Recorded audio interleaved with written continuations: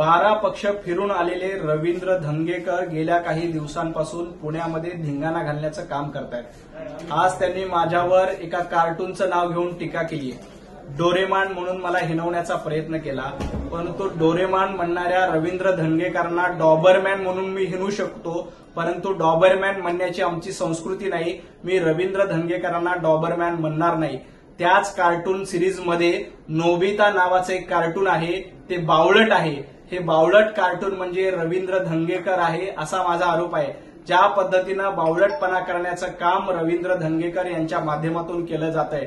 खरं तर डोरेमॉन हे कॅरेक्टर लोकांना मदत करतं, डोरेमॉन हे लोकांच्या मदतीला धावून जातं। त्यामुळे तुम्ही मला डोरेमॉन म्हणत असाल तर मी तुम्हाला नोबिता म्हणतोय, हे रवींद्र धंगेकरांनी लक्षात ठेवावं।